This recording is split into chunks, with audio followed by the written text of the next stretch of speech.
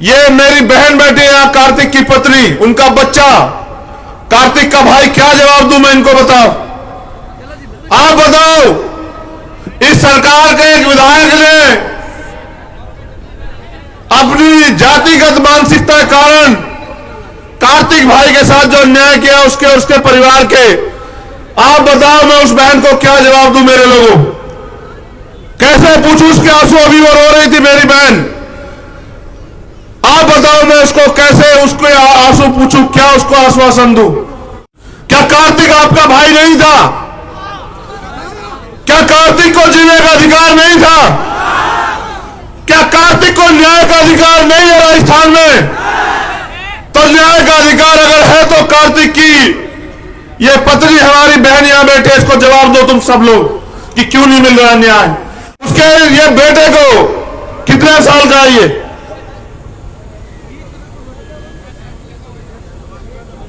ये 4 साल का आपका खून मिलाओ अक्षय को तो जवाब कि क्या दिया इस सरकार ने आपको? कपड़े फटे हुए, उसके जूते फटे हुए, पता नहीं उसने कब खाना खाया होगा, पता नहीं उसे कब साफ पानी मिला होगा। मैं और आप अच्छे कपड़े पहन के घूम रहे हैं, ये समाज हमसे सवाल पूछेगा, इतने अन्याय के बाद हम चुप क्यों?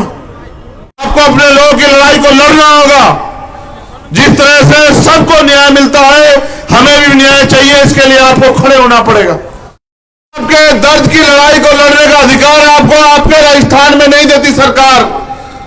आपको वो दर्द याद है या नहीं है, पूछने के लिए मैं आज यहाँ हूं जोधपुर में। 2 हाथ उठा के बताओ, दर्द याद है या नहीं है? आपको इंद्र मेघवाल का दर्द याद है या नहीं है?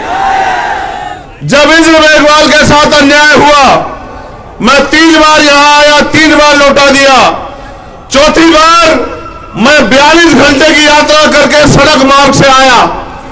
पूरी पुलिस और सरकार लग गई ढूंढने में, चंद्रशेखर कहां से आएगा। जब मैं 7 बजे सुबह, उनके पिताजी बैठे हैं यहां, उनके चाचा बैठे हैं, जब मैं उनके घर पहुंच गया तब पुलिस को पता लगा कि चंद्रशेखर आ रहे हैं। तब पूरी पुलिस दौड़ पड़ी उधर और मुझसे पूछ रहे कि कहां से आए, रास्ता बताओ कहां से आए।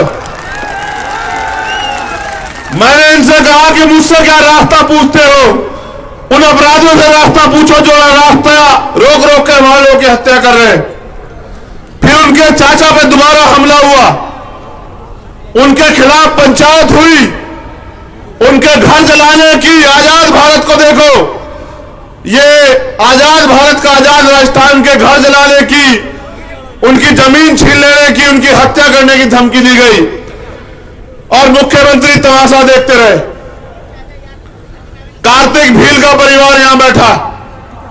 मैं जब इनके लिए यहां आने का मैंने प्रयास किया तो इन्होंने मुझे गिरफ्तार करा दिया। ये मेरी बहन बैठी है कार्तिक की पत्नी, उनका बच्चा, कार्तिक का भाई, क्या जवाब दूं मैं इनको? बताओ, आप बताओ। इस सरकार के एक विधायक ने अपनी जातिगत मानसिकता के कारण कार्तिक भाई के साथ जो अन्याय किया उसके परिवार के, आप बताओ मैं उस बहन को क्या जवाब दूं? मेरे लोगों, कैसे पूछूं? उसके आंसू अभी वो रो रही थी मेरी बहन।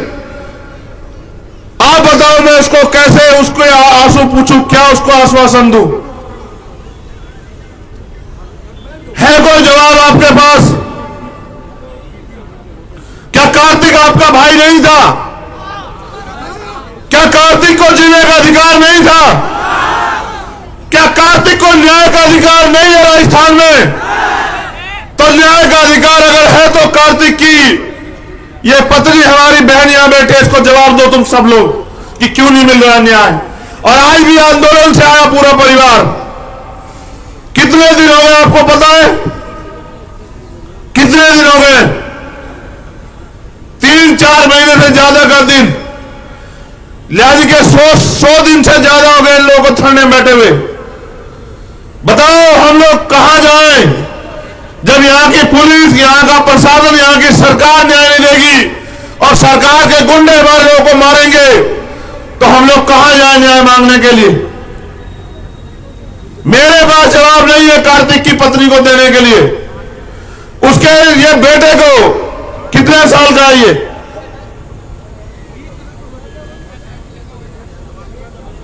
ये 4 साल का आपका खून मिलाओ आपसे आगे तो जवाब कि क्या दिया इस सरकार ने आपको।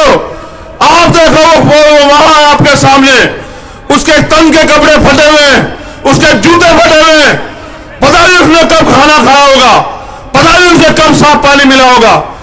मगर आप अच्छे कपड़े पहन के घूम रहे हैं। ये समाज हमसे सवाल पूछेगा, इतने अन्याय के बाद हम चुप क्यों हैं?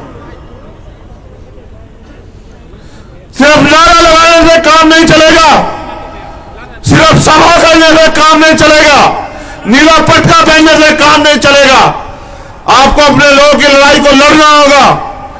जिस तरह से सबको न्याय मिलता है, हमें भी न्याय चाहिए, इसके लिए आपको खड़े होना पड़ेगा। कार्तिक को उम्मीदें नहीं थी कि आपसे कि आप उसकी लड़ाई लड़ोगे। आज कार्तिक का परिवार अकेला क्यों लड़ रहा है? क्या हमारा खून पानी हो गए?